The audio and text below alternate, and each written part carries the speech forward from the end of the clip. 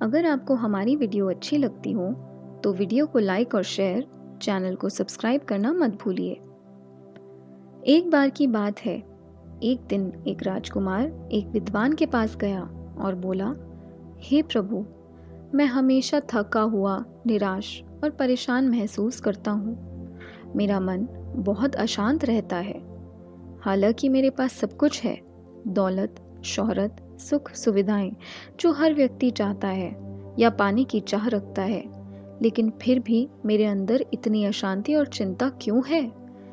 विद्वान ने उसकी बात बहुत ही ध्यान से सुनी और कुछ सोचने के बाद कहा, तुम इस प्रश्न का उत्तर जानते हो, बस तुमने कभी इस प्रश्न को हल करने की कोशिश नहीं की है।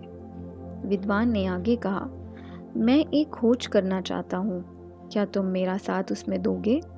इस खोज के बाद तुम्हारे जीवन में किसी भी तरह की अशांति और चिंता नहीं रहेगी। यह बात सुनकर राजकुमार बहुत खुश हो गया। उसने विद्वान से कहा, बताइए मुझे क्या करना होगा? अपने मन के शांति के लिए मैं कुछ भी करने को तैयार हूँ। राजकुमार की बात सुनकर विद्वान ने कहा, तो फिर अगले 15 दिन तक मेरे आश्रम में तुम रहो और एक सामान्य व्यक्ति की तरह अपना जीवन व्यतीत करो। और इन 15 दिनों में तुम अकेले और चुपचाप रहोगे, जितना हो सके कम बोलोगे। राजकुमार सहमत हो गया। पहले दिन राजकुमार को लगा कि उसका मन सामान्य से अधिक अशांत और विचलित है। उसके मन में तरह तरह के विचार आ रहे थे। वह आम लोगों की तरह जीवन जीने में असहज महसूस कर रहा था और उसे अंदर से बोलने की चाह हो रही थी, लेकिन वह चुपचाप रहा। उसके मुंह से एक शब्द भी नहीं निकला। अगले दिन वह वैसे ही पूरा दिन चुपचाप बैठा रहा। अगले 2-3 दिन वह बस चुपचाप बैठे रहता, लेकिन रात होते ही उसे अंदर ही अंदर शांति का अनुभव होने लगता। उसके लिए यह अनुभव अजीब था। वह खुद से पूछ रहा था कि वह अंदर ही अंदर इतना खुश क्यों है। अगले दिन राजकुमार अकेला चुपचाप बैठा था और प्रकृति को निहार रहा था। वह पौधों को, फूलों को, आकाश में उड़ रहे पक्षियों को देख रहा था। वह अपने जीवन में पहली बार यह अद्भुत दृश्य महसूस कर पा रहा था। वह दिन भर प्रकृति की सुंदरता को निहारता रहता और ताजगी महसूस करता रहता।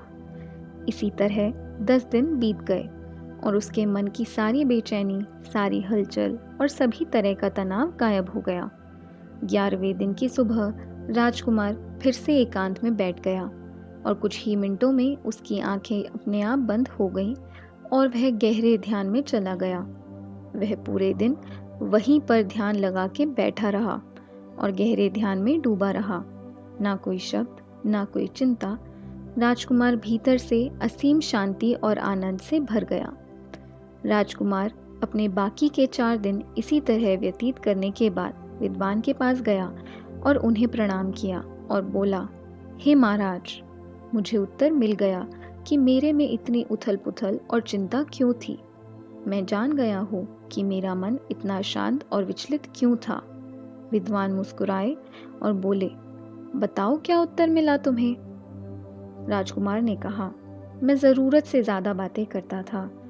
मैं किसी पर भी अपने शब्द और ऊर्जा व्यर्थ करता था।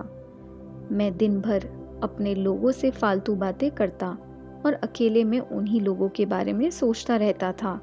ज़्यादातर समय इसी सब में व्यतीत करता था और इस तरह से मैं अपना समय बर्बाद करता था।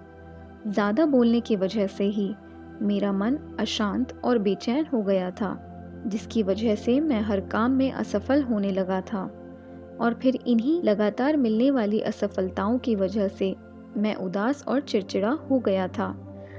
सभी चीज़ों की वजह से मेरा जीवन बर्बाद हो रहा था। यहाँ पर 15 दिन मेरे लिए पूरी तरह से अलग थे। राजकुमार की सारी बातें सुनने के बाद विद्वान ने कहा, सिर्फ तुम ही नहीं, दुनिया में ज़्यादातर लोग ज़रूरत से अधिक बोलते हैं। आज भी लोग ज़्यादातर समय केवल दूसरों को नीचा दिखाने के लिए ही बर्बाद करते हैं। एक बार गौतम बुद्ध से उनके एक शिष्य ने पूछा, आप ज़्यादातर चुप क्यों रहते हैं? तब बुद्ध ने उन्हें चुप रहने के फायदे समझाते हुए कहा, चुप रहने से व्यक्ति अंदर से अनंत शांति और गहराइयों में होता है। मौन अपने भीतर उतरने की पहली सीढ़ी है। मौन के बिना खुद को जानना असंभव है। खुद को जानने और समझने का पहला नियम मौन है। कम बोलने का कोई भी नुकसान नहीं है, लेकिन यदि आप ज़्यादा बोलते हैं तो आप अधिक गलतियां करते हैं।